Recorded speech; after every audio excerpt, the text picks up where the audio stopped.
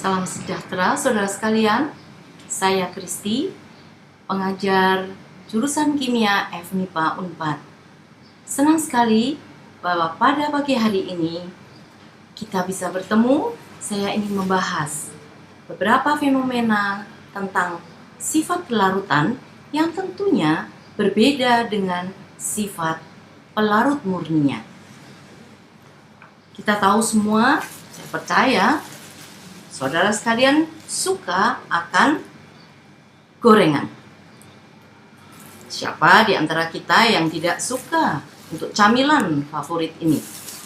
Ya, tetapi waktu kita mengkonsumsi gorengan ini sering mengeluhkan, mengapa ya gorengan saya tidak serenyah gorengan yang saya beli di tempat lain? Baik, mari kita lihat. Ternyata memang ada perbedaan bahwa yang digoreng di satu tempat tidak sama renyahnya dengan yang di tempat lain.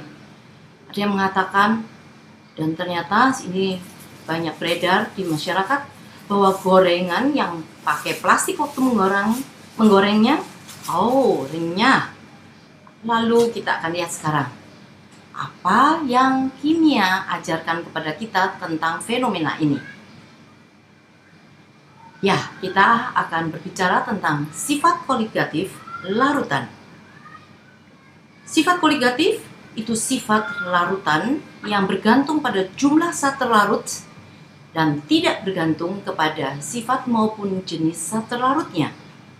Adapun kita semua tahu, sudah pernah mendengar dan pernah belajar bahwa ada 4 macam sifat koligatif, yaitu yang pertama, kenaikan titik didih. Ini yang kita akan soroti dari contoh yang tadi kita lihat. Penurunan titik beku, penurunan tekanan uap, dan terjadinya tekanan osmosis. Ya, kenaikan titik didih. Kita semua tahu dan kita lihat di sini diagram fase antara P dan T, di mana kita melihat ini adalah diagram fase senyawa atau komponen pada umumnya. Kita lihat, kita fokus kepada garis yang menunjukkan perubahan fase dari liquid ke gas atau fase uapnya.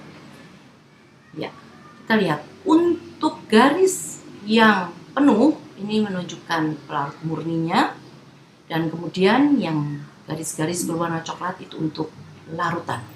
Maka kita lihat di sini bahwa pada tekanan 1 bar, maka kita akan dapati bahwa titik didih larutan itu lebih tinggi dari pelarut murninya. Selisihnya kita sebut dengan delta TB atau kenaikan titik didih.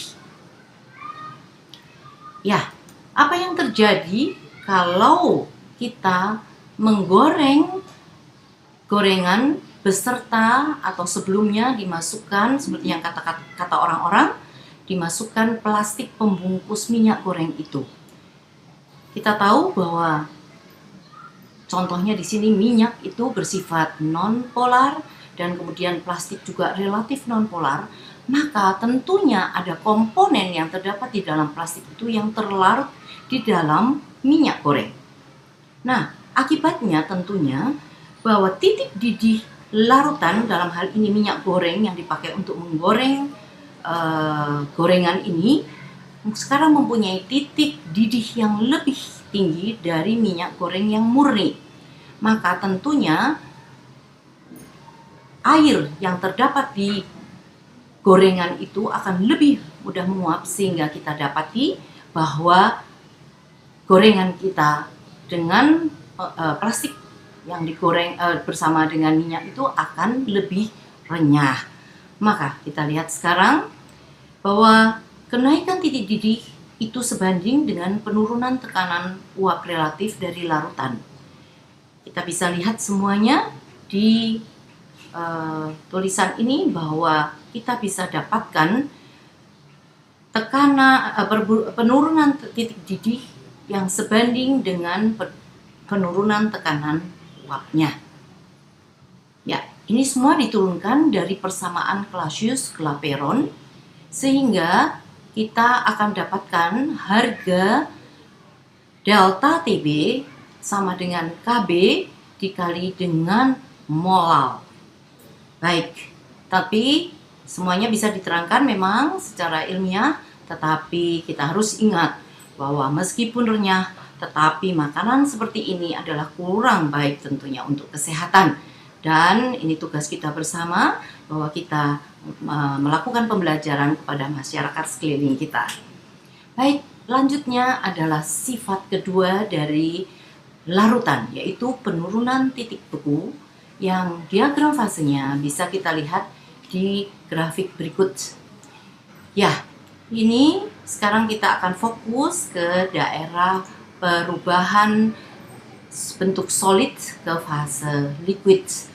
Kalau kita dapatkan di sini, garis biru di sini menunjukkan delta TF. Berapa besarnya kita bisa pakai rumus ini. Nah, juga kita tahu bahwa untuk pengukuran berapa delta TF dan juga yang tadi delta TB, biasanya kita akan pergunakan termometer Beckman. Ya. Nah, saya harapkan bahwa saudara sekalian bisa bersama dengan kelompok mencari apa contoh sehari-hari yang menggunakan prinsip penurunan titik beku, dan setelah itu tentunya kita bisa mendiskusikannya dan Anda mempresentasikan di kelas pada kesempatan yang akan datang. Yang ketiga adalah penurunan tekanan uap. Ya, molekul pelarut ditunjukkan dengan bulatan merah, dan kemudian molekul zat terlarut yang dengan bulatan biru. Kita lihat dengan adanya zat terlarut, maka jumlah molekul pelarut yang ada di sebelah atas itu akan berkurang, dan ini akan menyebabkan terjadinya fenomena yang dikatakan dengan penurunan tekanan uap. Ya, dengan cara penurunan hukum Raoult yang kita semua sudah ketahui, maka kita bisa mendapatkan berapa besaran penurunan tekanan uap. Baik, saya juga minta bahwa nanti Anda mencari contoh yang menggunakan prinsip penurunan tekanan uap ini.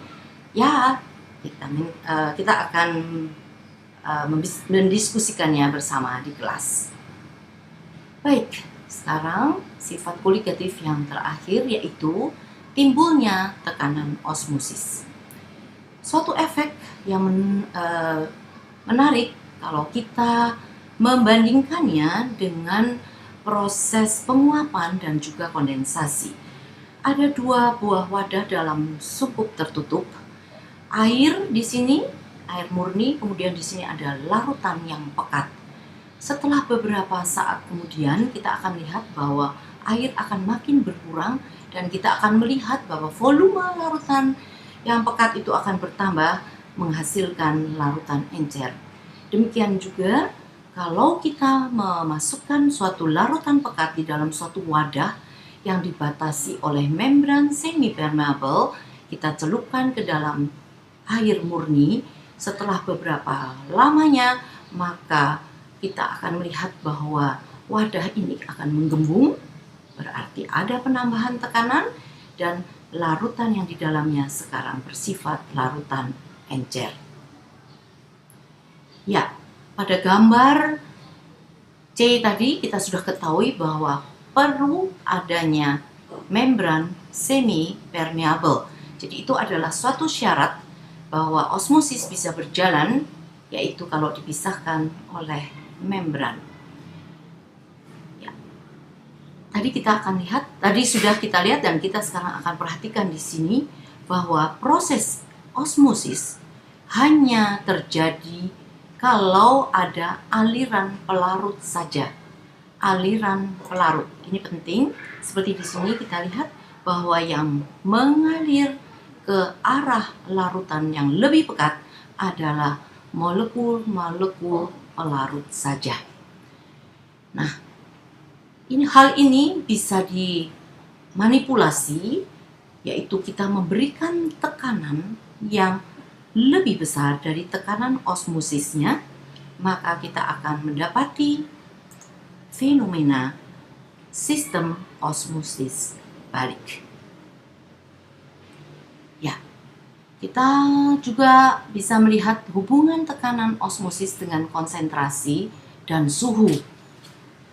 Van 't Hoff menunjukkan bahwa sifat gas dianalogikan kepada sifat larutan. Dengan penurunan Gay-Lussac dengan membandingkan P dan T, maka akhirnya kita dapatkan apa yang disebut dengan persamaan Van 't Hoff, yaitu P sama dengan R, T, dan C. Di sini kita lihat dengan jelas bagaimana suhu dan konsentrasi berperan. Van 't Hoff juga menengarai bahwa ternyata sifat koligatif elektrolit berbeda nyata dengan kalau kita menggunakan larutan dengan sifat non-elektrolit sebagai zat terlarutnya. Contohnya di sini, ternyata untuk glukosa, kalau kita menggunakan molal yang sama, dia akan memberikan perubahan tekanan sebanyak 0,42 mm Hg. Tetapi kalau kita pergunakan jumlah yang sama untuk NaCl akan memberikan harga yang sama, dan kalau zat terlarutnya kalsium klorida akan memberikan juga harga yang sama. Dan ini menyalahi definisi kita semula, yaitu tentang sifat koligatif yang mengatakan bahwa tidak bergantung kepada konsentrasi maupun jenis. Apa kata Van 't Hoff selanjutnya? Ternyata Van 't Hoff menemukan bahwa untuk larutan elektrolit berlaku suatu besaran yang nantinya akan disebut dengan tetapan Van 't Hoff, yaitu I, yang merupakan jumlah mol ion-ion per mol elektrolit. Contohnya, kalau kita gunakan NaCl, maka I akan harganya sama dengan 2, sedangkan untuk MgSO4 ada 2 juga, tetapi pada natrium sulfat sama dengan 3. Kita dapat ambil kesimpulan kalau kita gunakan zat terlarutnya adalah zat non-elektrolit, maka I-nya adalah, betul, I-nya adalah 1. Baik, nah tentunya semuanya sudah menjadi jelas sekarang. Saya minta sekali lagi kelompok yang lain tentunya boleh menyiapkan